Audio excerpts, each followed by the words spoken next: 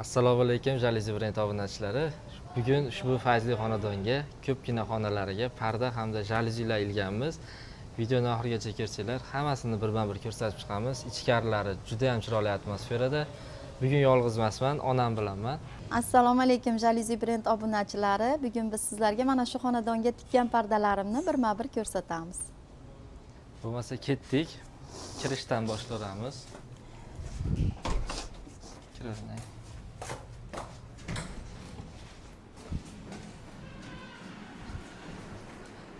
Kirish qismiga xudo xolasa plize xanikumlarini qo'yib berganmiz. Xanikum qanaqa bo'ladi? Ichi falgali bo'ladi.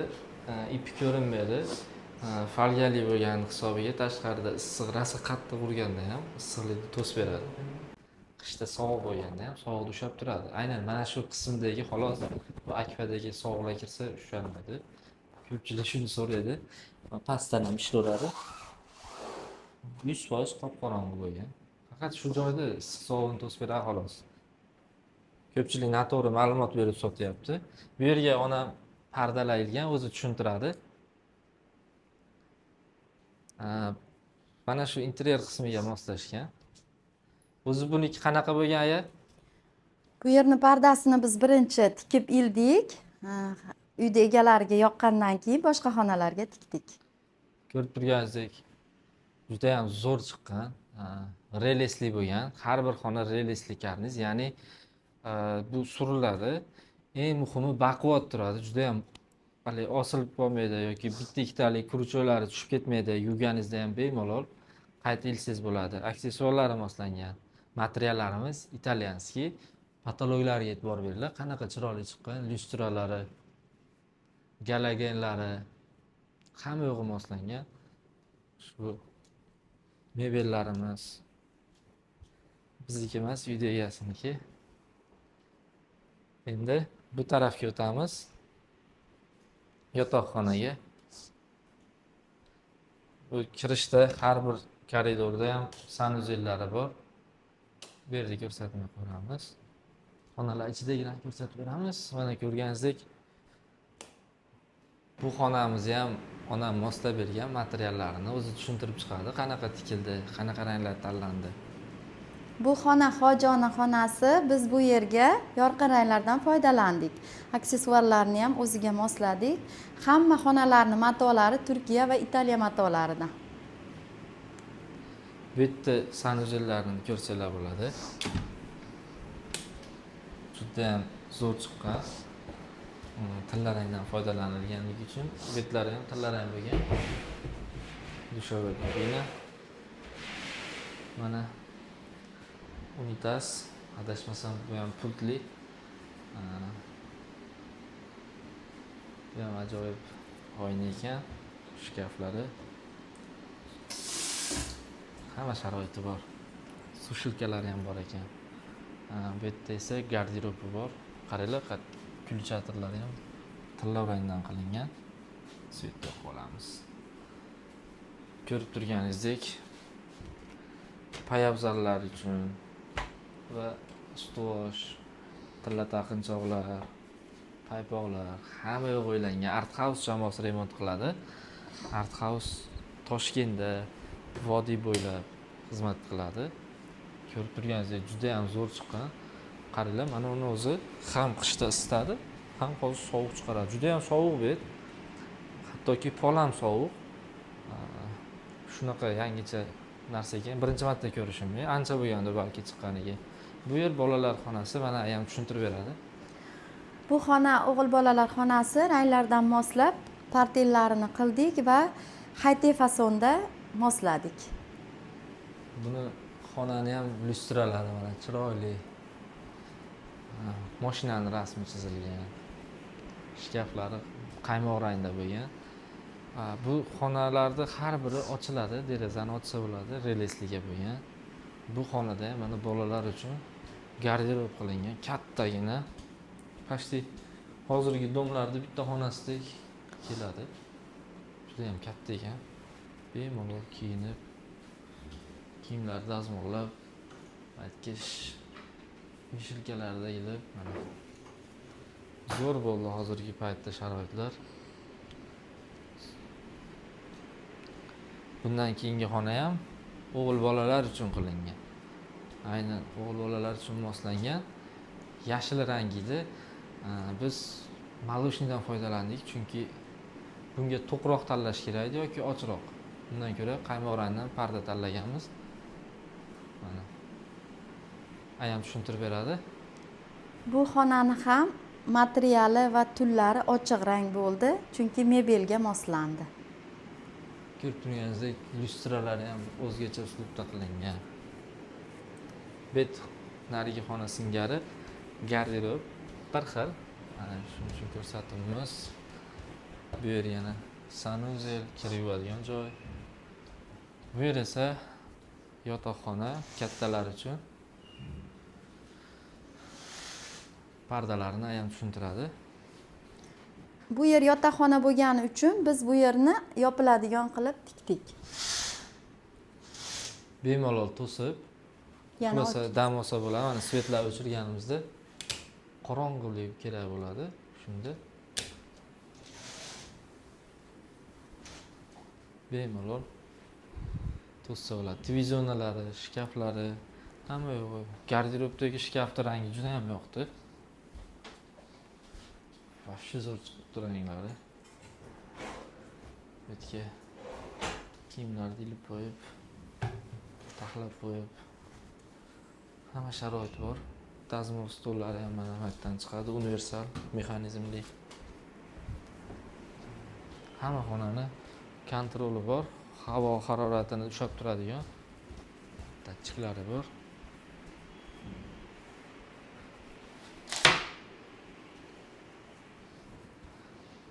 Bu esa qizlar xonasi, ko'rib turganingizdek zo'r ranglardan foydalanilgan lyustralarga e'tibor beringlar. Qushlarni uchab turgani oq qushlarni va devorga Toshkentlik usta qiz tomonidan chizib ketilgan kartinalar ilinadi hali.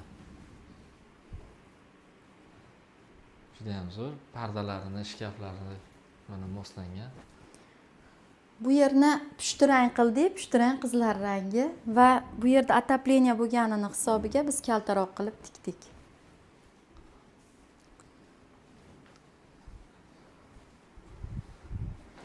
Ko'rib turganingizdek, shkaflari ham juda ham zo'r chiqqan.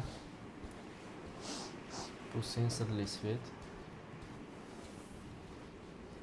Ba'zida ishlayapti, ba'zida ishlamayapti bu ham. Yo'q, biz ishlatishni bilmayapmiz. Boshqa joylarda bittada ishlardi. Xullas shunaqa. Endi asosiy joylar qolyapti. Eng asosiy joylardan biri bu oshxona. Oshxonani eng yoqqan joyi birinchisi ushbu stol. Juda ham qulay. Turib surib o'tirmaysiz. Shuni burilasizda turib bemalol ishingizni qilaverasiz. Har bir joyga konditsionerli отоплениялар qo'yilgan va mexanizmli ipda yig'ishtiriladigan ushbu jaluzimiz qilingan. Mana yengil ishlaydi. O'zi juda ham og'ir.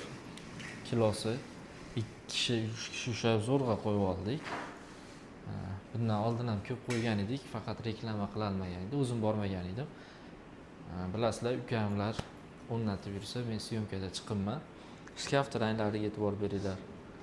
Va Hoffman duxovka va mikrovolnovkalari. Bu tarafda Hoffman xolodilniklari va yana bir zo'r zamonaviy jaluzimiz. Pultda ishlaydi. Bu ko'tarilguncha buni ko'rsatib turaman. Bu yerga mana honeycomb plizelarimiz qo'yilgan. Bu tarafda orqa tomoni o'choqlari bo'lyapti, ovqat pishiradigan. Ishlashlari zo'r. Xolasi ranglariga e'tibor beringlar. Mana patologlari qanaqa ishlov berilgan. Xullas mana ko'ryapsizlar. Mana shu joyda to'xtadi. Demak, ochish kerak bo'lsa 90 gradusda ochib yorug'li o'tkazsa bo'ladi. Hamma yo'g'i mana shu pult orqali qilsa bo'ladi. Ikkalasini ham pultli qilsak bo'lar edi. Bitta pult orqali ishlasa bo'lar edi, lekin unaqa qilmadik. Bittasini sal mehnat bilan ochib yopishib turishadi. Endi esa eng so'nggi xonamiz, ya'ni kattagina 4 ta xona qilsa ham bo'ladigan hol mehmonxona. Qandillari, ushbu Istanbulda kartinasi yasalgan qo'l mehnati bilan svetlari yonadi. Hozir yoqib ko'rsatib beraman. Juda ham zo'r.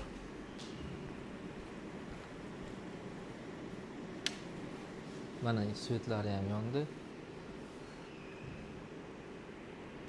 Ancha mehnat ketgan. Patologlariga e'tibor beringlar, qanaqa zo'r chiqqan. Oddiy, skromniy bo'lib, ushbu mebellari mana o'tirishga ham qulay ekan. Yumshoqqina.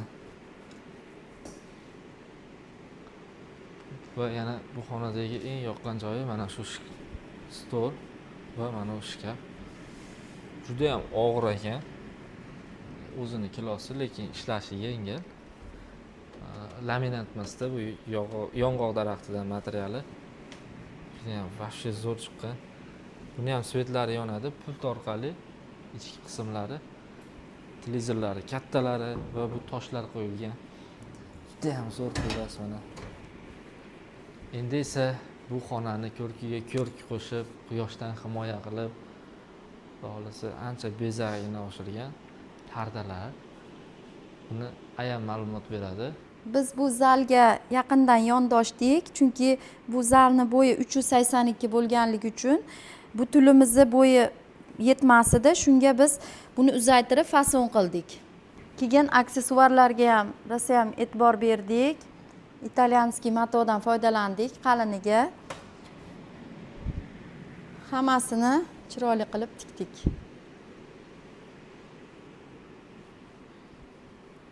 Bu xona juda ham kattaligi uchun biz o'rtaga 2 ta partel tashadik va yig'dik. Ikkala chekkaga ham yig'ib berdik. Hurmatli xaridorlar, ko'rib turganingizdek hamma ishlarimiz juda ham chiroyli chiqdi. Videoda baribir ko'rinmaydi, bu qanaqaligi oddiyga o'xshab turadi. Lekin bu yerga kelganingizdan keyin holat boshqacha, yorqinroq ko'rinadi, chiroyliroq ko'rinadi. Material hozir oddiy ko'ringani bilan biz italyanskiy, turetskiy materiallardan foydalanganmiz. Oddiy narsalar yo'q. Keyin buni ham joyiga kiygizib, rang tanlashlar bor. Buni har kim ham qila olmaydi. Keyin bo'ylarini kiygizish bor. Ko'rib turganingizdek, ushbu xonadon egasi ayam aytgandek, birinchi xonani birinchi ko'rib oldi, 1 oy oldin. Keyin birpasda 2 kunda tikib berdi. 2 kunda tikib bera olamiz. Jalyuzilar ham 2 kunda bo'lib ketdi. O'zimiz ishlab chiqaruvchimiz. Ham ayam o'zi tikadi. Bemalol pastdagi nomerlarga aloqaga chiqsanglar, vodiy bo'ylab hamda Toshkent shahrigacha parda jalyuzilar qilib bera olamiz.